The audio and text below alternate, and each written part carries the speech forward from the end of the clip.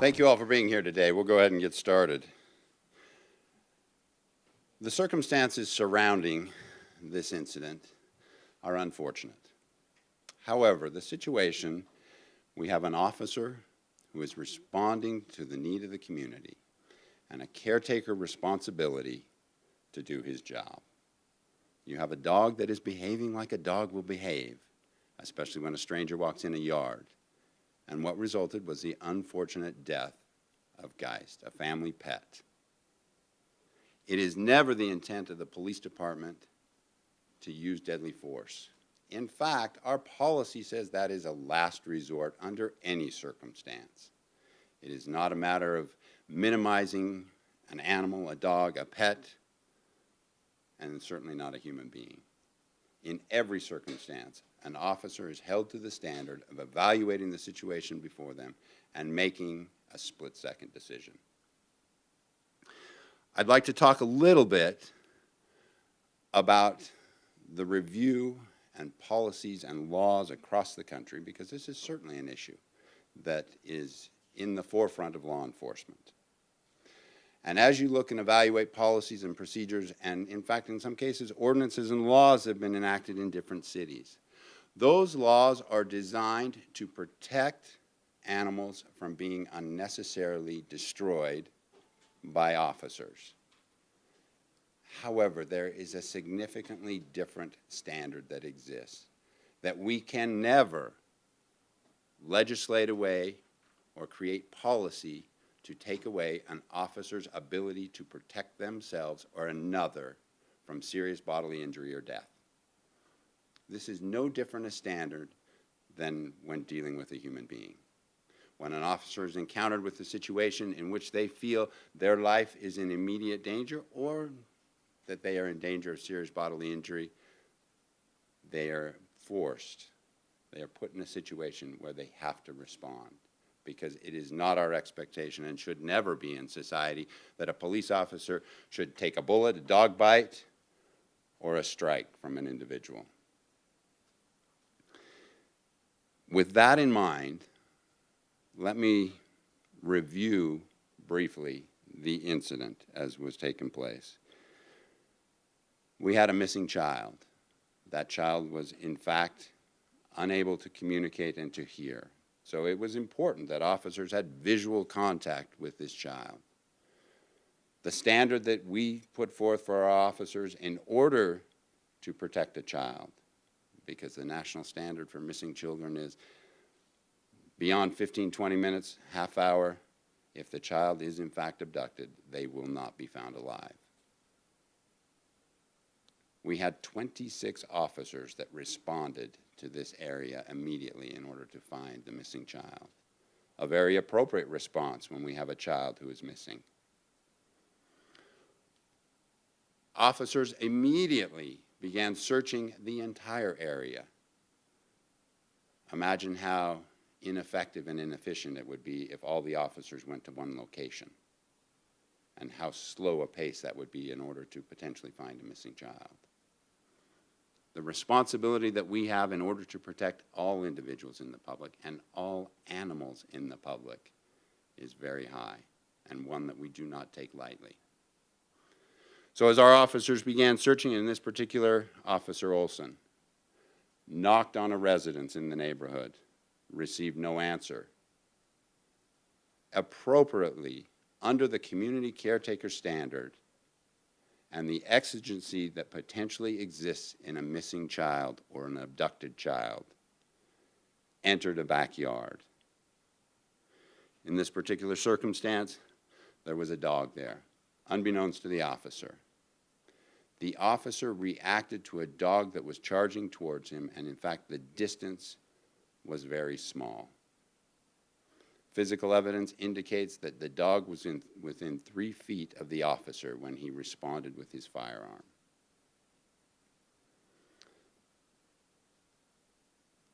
The Civilian Review Board actually went to some length to discuss the reaction time of a police officer or of any human being, and the distance that a dog can cover and how quickly that can occur and happen. And so we have an officer who actually makes some evaluation, and very intelligent evaluation as to what other options he has. This is a well-trained officer. This is an officer who didn't go seeking the dog out in order to destroy an animal. This was an unfortunate circumstance in which an officer was doing exactly what we in the public require of them. And an animal who is doing what by instinct believes appropriate. We are, as the police department, very sorry for the circumstance. Again, it is never our intent to cause harm or injury to anyone or anything. However, we also have a significant responsibility to the community, to the public, and to the taxpayers.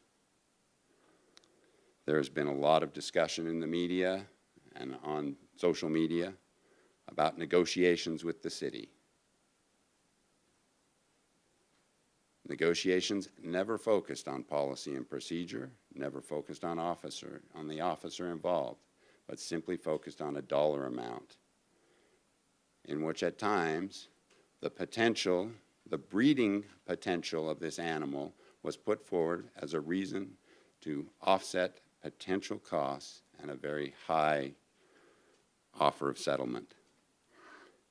The city simply responded to Mr. Kendall's claim. We did not put forth our own offer.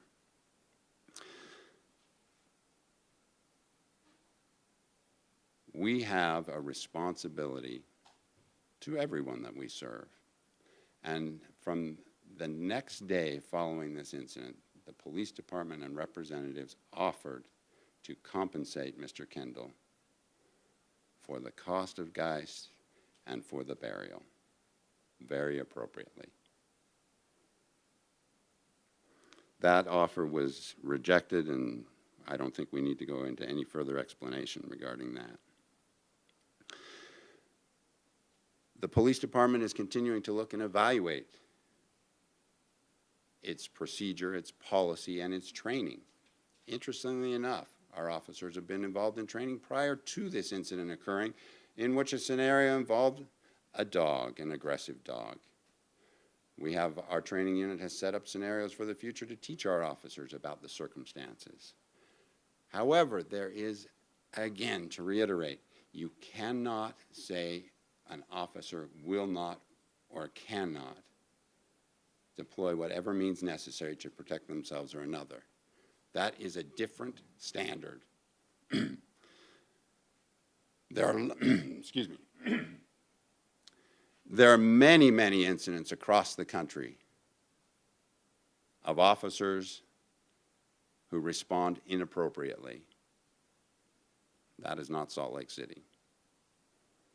I, in fact, yesterday alone had 3 different encounters with dogs, and I don't go out and work for a living in this department. I stay in the building. Our officers have hundreds of thousands of contacts with all sorts of animals every single day. And they happen without incident. And those run the range from very aggressive animals to very passive animals to just casual non-contact. Every single incident where an officer utilizes force of any type, whether that is with a human being, a dog, or any other animal, is reviewed by the police department and reviewed independently. That is the due process that is owed to every single officer that works in this nation. And due to the public is a review that is honest, that is open, that holds people accountable for their actions. I won't stand before you today and say that my profession does not make mistakes and in some cases does not commit intentional acts that are inappropriate. But the commitment here in Salt Lake City is that we will deal with those appropriately. And that includes, at times, conducting a review that stands up and says, no, the officer did the right thing. The Civilian Review Board is an independent agency that has access to the entire internal affairs process, interviews, documents created. They can ask questions. They are independent from the police department and conduct a review of our officers' actions in all circumstances as they see appropriate. We don't tell them what they investigate. They choose what they investigate. But we tell them every single incident, whether generated internally or externally to the police department, that we are investigating in our internal affairs process. Their independent review concurred with our own internal review that the officer's actions in this circumstance were in compliance with policy and procedure. As I said in the last press conference before all of you, we will always have circumstances in which an officer comes into conflict with a member of the public, or in this circumstance, a dog. And we deal with those as appropriately as we can, with the minimal amount of force.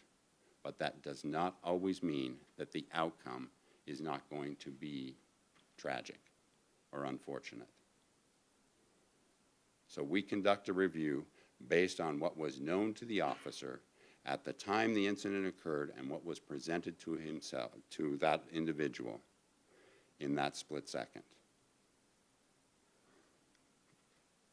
With that, let me take some questions, please. How are you going to look at your policies as far as Officer Olsen going into the backyard? I think that seems to be the crux of the issue, is whether he should have been able to just go in the backyard. Oh, absolutely, he should have gone in the backyard. And imagine, and if you will, you have a missing child, and let's say in the case of Destiny Norton or any other child that's gone missing. Officers get done at the end of the day and we say, okay, did we search everywhere? Well, no, none of the yards that were closed, none of the backyards that potentially had dogs in them. Oh no, we didn't knock on any doors, it wasn't obvious that somebody was there. We have a caretaker standard that we need to do that. It is not inappropriate, given the exigency of this circumstance, to look inside a yard for a missing child. So I think we are very clear on our ability to enter that. Again, an unfortunate situation that resulted. But we have an obligation. Imagine what the outcry would be if, in fact, the child was in that yard, injured, abducted, or just missing there in that yard, and we did nothing. And that's the community care standard, correct? That is correct. Not just Salt Lake City Police Department. No, this is a nationwide, and in fact, this is a standard when you talk about exigency in the law. Circumstances that provide for warrantless searches exist and have been determined and upheld by the Supreme Court. So this is not arbitrary, let's just go in a backyard. This is, the officer had a specific purpose, a specific intent, and conducted himself appropriately in this situation. Please. So in that case, is it not typical to try to notify the homeowner if they're not home, call them, that sort of thing? Okay, so are you talking about before we would enter a yard? Yeah, I know that the homeowner has said, well, why didn't they try to call me? Sure, I wasn't home. Try to call me and I would have told them that my dog was there. Okay, so now imagine, right, you have a missing child. Time is of the essence. I have 26 police officers that are searching a neighborhood and area. How much time should we take at each individual thing in order to check and visually make sure that this missing child is not there? Now, absolutely, there's a different standard for entering inside someone's home. But we also have to be realistic in what our expectations of the police department is and what our officers do. Please. Someone asked whether officers conducted a thorough enough search of the child's own house as officers were looking around in the neighborhood. Can you address that at all? Well, so a timeline was released to you all, and I mean, there's a lot of numbers on there, I realize. So our encounter with Geist was 20 minutes before the child was actually found. Officers responded to the home. And there's no secret here. The child was found in the home eventually, underneath a box, underneath a pile of blankets, asleep. I'll tell you what, Officer Olsen certainly wishes that they would have found that child before he entered that yard. But we cannot wait, right? Given the circumstance that we don't know, right, what is the potential? we have a responsibility to look everywhere. And so our officers begin looking. And a cursory search was conducted of the home. You asked the parents, have you looked in the house, right? Do you know where your child is? They're in a panic. They believe they've searched the house as well. And we continued to search the house. It wasn't like the officers disregarded and left, right? They stayed there, but there was a responsibility for other officers to go out and search the area. I mean, this is tremendous responsibility. And the difficulty is that we have to take at face value what is presented to us. I can't imagine standing before you today saying, well, yeah, I had some parents call and say they had a missing child, and we told them we'd be there in an hour or 20 minutes or so, because they should look a little harder. Why wasn't the house searched fully then before you went spread out in the neighborhood? Well, because it all happens simultaneously. Because, you know, certainly we can put together a response in the case of a missing child and send one officer, go investigate this missing child. It's not a violent, you know, there's nothing going on. It's just a missing child investigation. Go see. So you're standing there talking to the parents. Now, if in fact that child is missing or abducted, right, think of all the dangers to the child. Is that the response that we as a community want from our police department? It would be wholly irresponsible of me to say that's the protocol for a missing child. We had a missing 15-year-old not too long ago that wandered all night long through Salt Lake from, this is the place, Monument, over to the avenues, through the west side. Our officers looked throughout the night. In fact, I personally drove around most of the night. We must always do all we can to help the public. And yes, you can, what if, you know, well, parents, had you kept better eye on them? Had you always known where your child was? Don't you have more responsibility? Shouldn't we? But it's the circumstance presented to the officer at the time. And that is the review that has to take place on an officer's actions. What do they know before them?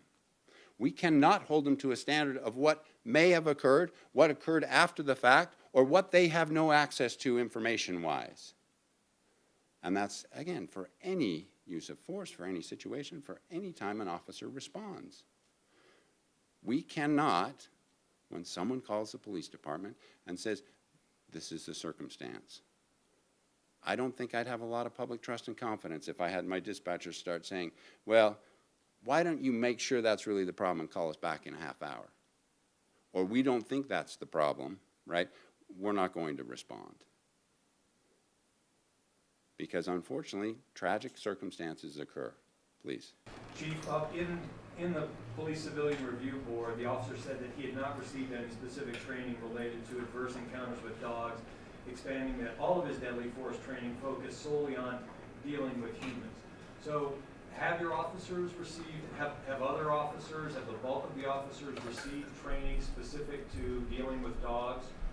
Or was he just not, did he just not receive that training? So we have had some training with dealing with use of force situations, which involve all circumstances. Specifically to dogs, that's what we are addressing now, and we are looking and working. So I just want to make sure that we get the partners, because they've been very good to work for, the Humane Society of the United States, the Utah chapter of that, Best Friends Utah, and then also we've been working with the Department of Justice. And so we are revamping and adding a 2-hour block to our training curriculum for new recruits and how to deal with it, which will expand out to police officers. We are constantly looking at how to improve the situation. There is also the thing that is very important, because there's been a lot of discussion, is why should policy change? The policy surrounding that immediate use of force when someone's life is in danger or when they are in danger of serious bodily injury is a different standard than responding when someone calls and says there's a dangerous dog running around the neighborhood. I will agree wholeheartedly that my officers should not show up and shoot a dog because they're running dangerously. But if they show up and that dog is in fact attacking a person or themselves, then they are faced with a situation and a very hard decision. Now, in that circumstance, they've got a little more prep time. Is a taser an option? One of the problems with the taser is the spread that occurs when you deploy it. And so if you don't get both barbs in, that may still happen. The same problem exists with a human being. If they are too close to the officer and are attacking them aggressively, a taser may not be effective at that moment. And so that again, is the high standard that we hold our officers to, the training expectation, that they respond immediately to the situation that's presented to them.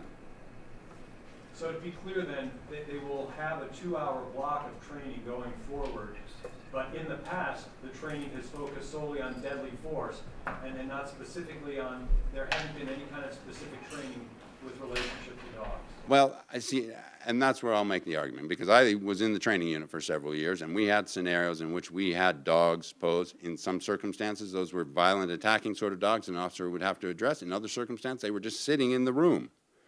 And so we have had some training, we have had some experience, and we have had some exposure. Part of what this situation and part of what the situation that may happen tomorrow is we will continue to learn, advance, and improve the police department. And that's exactly what we're going to do. Now, I will not commit to you that the block of training is going to be 2 hours, 3 hours, 1 hour, right? That is the process that's taking place in our training unit right now, and quite frankly, inappropriate for us to come out and say, all right, in the middle of this situation, we're going to change policy until we know what the review of the Civilian Review Board is, till we know what the conclusion of this is, what are the deficiencies that we've identified. Now it's time to put together what is the training, what is the policy, what is the practice of the police department that should be going forward. Question in the back. Has this investigation of this controversy meant to you and your department? Has it, all the public attention, impaired the functioning of your department as you see it? Oh, absolutely not. The unfortunate thing about this, so I think everyone in the room knows me and positions I've taken and everything else. It's caused lots of public controversy. Policing is about, at times, public controversy and how we approach situations. So to say that it has hampered the ability of the police department, no.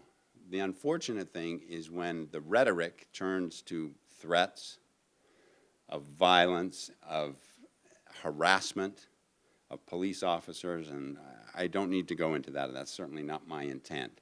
But that is what's unfortunate, because I think this police department, and again, the thing I cannot overemphasize, there are police agencies across this nation, right? Mistakes are made, intentional acts are committed, right? But we're talking about the Salt Lake City Police Department. We're talking about our track record with this community, right? How have we dealt with the community? And so what's unfortunate is that individual officers are targeted with, again, some very hateful sort of things. My assistant took the brunt of this with calls coming in for me, and she certainly had nothing to do with the circumstance. One of the things, and I'll get to you, one of the things that I think is very important, and I tell this to recruits, and I spent the day yesterday talking with recruit officers, the standard that I hold for them is that you represent me personally. And I am proud to have you represent me. And I will take responsibility for your actions, good, bad, or indifferent. And so from this point forward, I would simply ask, I am responsible for the police officers. And in this circumstance, Officer Olsen's actions were appropriate and justified by me. So any ire should be directed at me and not the good people out doing the work each and every day in this city, because they do an outstanding job. Please. This 10-page report shows he only had 3 seconds. It talks about witnesses saying the dog had been aggressive. Do you hope that this will help the community realize this says he was justified and they can stand by him and stand by you? Oh, absolutely. And the one thing that I think is important, because it becomes very easy to focus on the negative, right? So I had much more positive comment when I was out walking the streets in the parade and riding in the parade than I did negative comments. I think by and large people understand the circumstance. And what we need to realize, and you know, I'm certainly not an expert on an animal or anything else, but an average dog can close about 14 feet in a second. How close is too close for a police officer? The reaction time of a normal human being is about 3/4 of a second or 1 second. Most of our officers can utilize their firearm in about 1.5 seconds, maybe slightly under that. Right? The standard that has been proven across the country time and time again is that for a human being with an edged weapon, if they were within 20 feet of a police officer, they will stab or make contact with the police officer before they can draw and fire their weapon in order to protect themselves. And that standard has been proven time and time again. Now imagine putting a dog forward. And again, the debate whether or not Geist was an aggressive animal, that's not a debate. What we have is we have an officer and a dog doing, in both circumstances, exactly what we would expect. And it is unfortunate that the contact occurred and that Geist lost his life. Never our intent. Please. Can you clarify the timeline of the city's complying with the dog owner's request for compensation?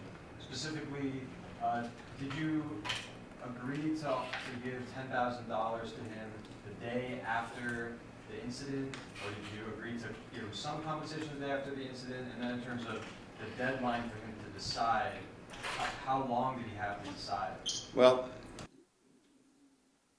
so in this circumstance, the unfortunate thing, and I think the ethical standard when you talk about settlement of claims, is that those should not be made public.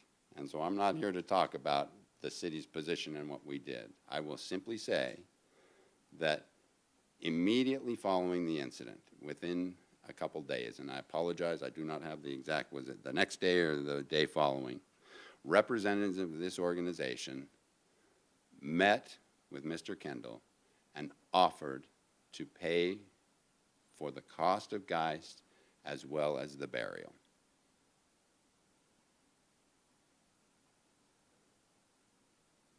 And then negotiations or offers proffered by Mr. Kendall and his attorney all followed. Chief, you talked earlier about the rhetoric and some of the threats of violence and death against officers. Some of those were death threats. Is your office or is your department investigating any of those as potential criminal matters? I would say no. It's not my intent. I mean, the number that come to me is frequent. And I think we evaluate those just as we do any other circumstance in the community and in the police department as what is the threat, what is the viability of that, and is it something that we need to be concerned about? Now, in some circumstance, there were those that, yeah, we had a lot of concern about. And I'm sure some investigation took place and some documentation of what those were and why they occurred, and absolutely and appropriately should have occurred. But it is not the intent of the police department to go out and pursue anybody for criminal charges in this matter. All I ask for is that it's civil dialogue. In fact, you know what, disagreement and questioning what the police department did, well, that's what we should do as a civil society. That's the beauty of the United States of America that I work in, is that we can stand up and say, hey, we disagree with the government. We would like to know some things. All that is very healthy. That should never turn into you're wrong because, and so we hate you for that. That's where politics, and we'll get on my soapbox a little bit here, have fallen away. The middle ground and compromise is where we are best in this nation, not the extremes, and not hating people for their opinions. We welcome everyone's opinions, and they should be expressed without threats of violence, without threats of hatred, and because people have a different opinion does not necessarily make them wrong, and it certainly does not mean that they deserve to be threatened. Please. On the issue of a black eye from something like this, I mean, certainly it doesn't rise to the level of the black eye that other departments have seen for other incidents. But do you feel at this point that you or your department has any kind of public relations problem right now? No. We are always willing to work, from myself personally to everyone throughout my staff, on issues and concerns that come up in the community. Policing is a very difficult business, right? Policing in this day and age is an extremely difficult business. It has changed dramatically in the short time that I've been involved in law enforcement. The last 23 years have seen civilian review boards did not exist when I started my profession.